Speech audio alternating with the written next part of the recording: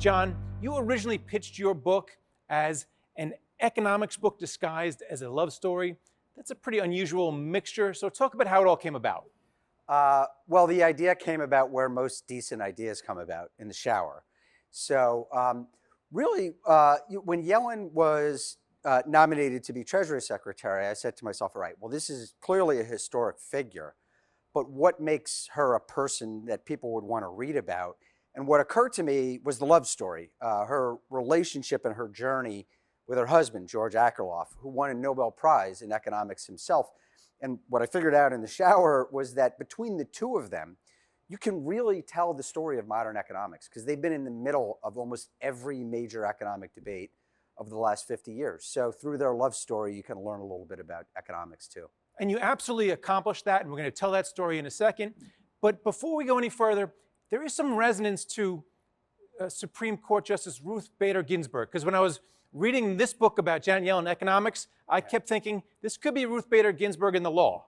Well, I'm glad you said that. That idea certainly came to my head, and my hope is that they make, documentaries and movies that, sell millions all over the world. But yeah, she is the RBG of economics, and she's a historic figure in the field in the same way that RBG was in the law. So that concept kind of certainly was behind my desire to write about her. And frankly, it was a little, the book was originally called Janet and George, and we ended up calling it Yellen, in part because the thought was, well, maybe we need to shine the light more starkly on her than on the two of them. Well, she certainly earned it, and she's certainly historic as the first Fed chief, the first chair of the Council of Economic Advisors, and the first female Treasury Secretary. Yeah. But before she was all that, she was Janet from Brooklyn. So Can you start us off in Bay Ridge? Absolutely. These were her formative experiences. People have asked me, how did Janet Yellen get so far? What was her secret to success? And one of the things I say is that she had a difficult mother. So her mom pushed her and her older brother, Jon Yellen, really hard as kids. They grew up in Bay Ridge, and her mother was a school teacher. She's very demanding when it came to writing and the use of the English language. They had to have their homework done every night before anything else happened. And it had to be done correctly. They weren't allowed to turn in homework assignments with any mistakes on them. So if they showed mom the homework assignments and she found a mistake, they had to go back and redo it. And it made Yellen the person she is today, in the sense that she is always the most prepared person in the room. And it also helped her get into Brown University, where she met her first love, economics. Pembroke College. Well, it's just part of Brown, right? Right, which is part of it. But I make the distinction because, one of the things that just jumped out to me reporting this story out was how different the world was for women 40 years ago in ways that I didn't appreciate. Smart young woman like Janet Yellen coming out of Fort Hamilton High School didn't have a lot of choices. Yale didn't accept women. Princeton didn't accept women. So Pembroke was one of the choices that she had. Of course, it ended up becoming Brown. But the narrative thread of the first half of the book is really about a lot of the obstacles that she faced as a woman coming up the field. I'm sorry I interrupted you. No, it's fine. But when she did get to Providence, she fell in love with economics. Right. What was so appealing about economics there? Well, there's a couple of things. First of all, this was kind of the age of math. So we were coming out of World War II. Math was really in vogue in many different walks of life. It was in vogue because it was behind the physics that created the atomic bomb. It was behind the code breaking that was used to kind of fight the Germans. It was seen as the wave of the future. She was a very good math student, and so that appealed to her. But the other thing that came out of her upbringing in Brooklyn was her father was a doctor. Her family kind of came, this is in the 1950s, with stories of the Great Depression. Her father had seen a lot of families kind of damaged by unemployment. And they talked a lot at the dinner table about what unemployment does to families, to households, the health problems it causes, the marital problems. So she saw economics as a place to marry the math and the idea of doing social good. And that's kind of what drove her as an economist. And then eventually she got into and taught at a lot of those places that wouldn't accept her before, like Yale. And then at Harvard, And let's talk a little bit about the economics here, because she taught at Harvard. One of her students was actually Larry Summers, but we'll get to him a little bit later. Yeah. But there was a big debate on campuses at this time. It was Friedman economics versus Keynesian economics. Right. She came down on the Keynesian side. Tell me why. Yeah. So, well, in part because of this idea that she wanted to do social good. You know, she grew up in a household that wasn't very political. Her mother actually voted for Nixon in 1960 over Kennedy.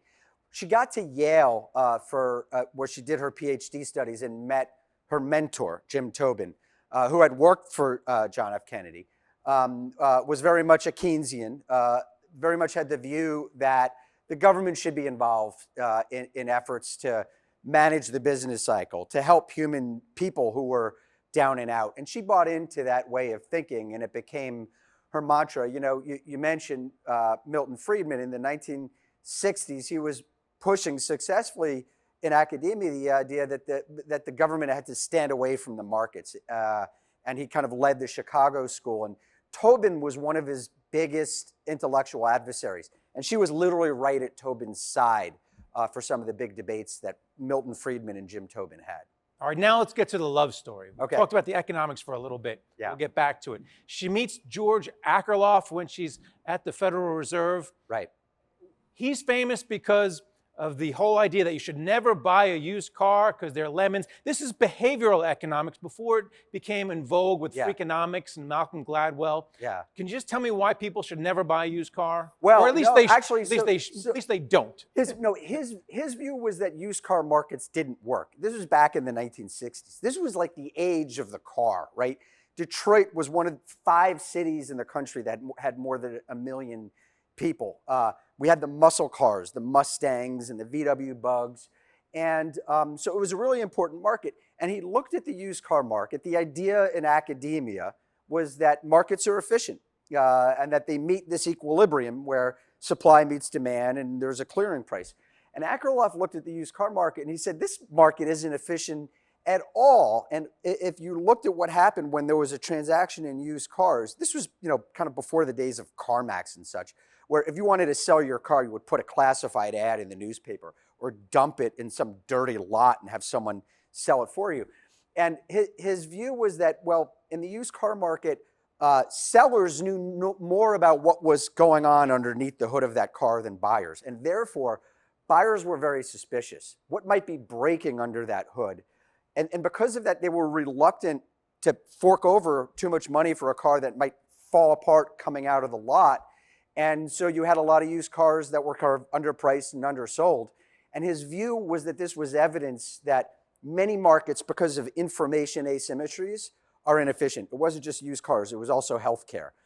It was also insurance. So buyers met sellers and George met Janet, and they had a son who ended up being an economist as well. Yeah. And during that time when they were getting their family going, she got nominated to be in the Clinton administration. Right. Can you talk about how she played the body politic? Well, all right. So, I'll say 2 things. First of all, in terms of the meeting and the family life, like this was a really important development in their family, but also George always seemed to be like 30 years ahead of the rest of the country. In the 1970s when they met, women were just really entering the workforce and kind of taking on more senior roles. And the idea of a traditional family where the man was the breadwinner and the woman stayed at home was still very much kind of the American mindset. And Janet and George decided they were not going to build their household that way, that it was going to be an equal partnership. And by that, I mean that, Janet worked. She brought home a paycheck. She wanted to have the fulfillment of work and the benefits of her studies. But George also was a full member of the parenting job and had all the benefits of that. So George picked Robbie up from school. George sometimes prepared dinner. And this gets into their move to Washington. So Clinton becomes president in 1993. He wants to women had been kind of really kind of held back in economics for many years. He wanted more women in the Council of Economic Advisors and other senior positions. He offered Yellen a job as a governor of the Fed. Yellen and Akerlof both had jobs at Berkeley, University of California, Berkeley. And Janet went to George and said, what do you think? And he said, yeah, let's do it. Yeah, I'll move. I'll put my job aside. Let's do it so that you can go take that really interesting job at the Fed. And then President Obama selected her to be Fed chief. And one of the big criticisms when she was Fed chief is that you had really slow growth. This is after the financial crisis. Yeah. How much of that you think is correct? Yeah. Well, so, I mean, this was another critical part of her career. And, people have asked me when I'm writing about Yellen, well, like, what was so important about her? All right, so she had very big jobs, but why did she matter? What did she do to change things? It was really in the post-financial crisis environment when she made her mark on economics and economic policy. So the banking system nearly collapses, inflation collapses, the economy goes into deep recession, high unemployment.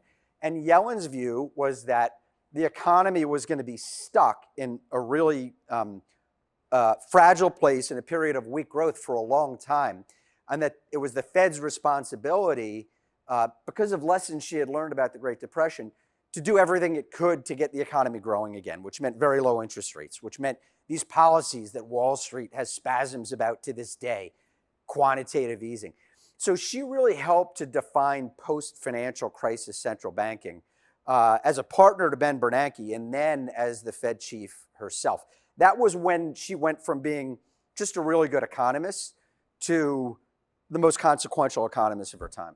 Well, President Trump didn't bring her back as Fed chief, inserting Jerome Powell into the position instead. But Joe Biden brought her back as Secretary of the Treasury. Yeah. And it was Elizabeth Warren, Senator from Massachusetts, who really had to give the stamp of approval for that one. Yeah. Can you talk about Elizabeth Warren, the progressive, and Janet Yellen, the steady hand as Treasury? Well, so, some people thought Elizabeth Warren was going to get the job, and Biden asked her, who do you think should get it? And she said she thought it should be Janet Yellen. That's not to say that she didn't want it, but, when Biden said, who do you think should get it? She couldn't say me. So, she was behind Yellen. And I think we were in the COVID crisis, right? The economy was in this very turbulent place. That it had shut down and it was reopening. There was a lot of uncertainty where it was going. And Biden and his people were looking for someone who would represent to the American public a steady and trusted hand. And Yellen was a natural choice. She was very much a Democrat, certainly with kind of left-leaning inclinations, but someone who had established herself at the Fed as someone who was responsible with monetary policy, who didn't let inflation get out of control, and who they thought could handle the job. By the way, you also mentioned Trump. Trump actually liked Janet Yellen, which is kind of interesting. You mentioned her upbringing in Brooklyn. Well, he was a Queens guy. They grew up one borough apart in the 1950s, and he felt some affection for her. But when he became president, he and his advisors felt that there should be a Republican running the Fed because they wanted someone to push their bank deregulation agenda, and they just didn't think she could get behind that. Well, he also thought of her as a like mind when it came to easy money, and which is a question I want to ask you, because a lot of people think today, like that, the slow growth when she was Fed chair, a lot of people say, well, where was she on inflation before it got out of hand? Even her former student, Larry Summers, called it before she did. Yeah, so this is probably the biggest stain on her record, the inflation that the United States lived through in 21 and again in 2022, post-COVID. So why did this happen and what responsibility does she take for it? So we had this long post-financial crisis, slow-growing economy with a period of very high unemployment when the Fed threw a lot of money at the problem. And the view inside the Fed at the time was that those policies helped more than they hurt. And then, so after COVID happened, there was a sense that we were going back into another period of very high unemployment, potentially very slow growth. And the consensus in a lot of Washington was that this time they really needed to throw everything they could at the economy to avoid a repeat of the last post-financial crisis period. And the bottom line, which Larry Summers saw in ways that she didn't, was that they did too much. that they misdiagnosed the problem. The problem wasn't too little demand, which was what happened after the '08, the Lehman Brothers collapse. It was too little supply. And so they threw a lot of money at the system and we got inflation instead. And then finally, you mentioned a stain on her record. Let's talk about that record. Let's talk about her legacy, because legacies change. For a long time, her boss at the Fed, Alan Greenspan, he was the maestro. Yeah. People don't look back on him that way now. So when we talk about Janet Yellen in the future, I know she's still on the job. Can you talk about her legacy? Yeah, so I mean, I think if you want to kind of do it on like a grade or score-based basis, she had some A's and she had some lower grades. Her critics would say F's, and people sympathetic to her would say B or C. But certainly, the inflation that we're experiencing in 2022 was not a good grade. But her policies and ideas after the financial crisis were pretty good. So she and this is, I think, one of the themes of the book that I tried to get across. She's a human, right? And we tend to think about these people in Washington as either a red or a blue, a Democrat or a Republican, a good guy or a bad guy. And our views of them are shaped by those kind of very polar opposite views of the world.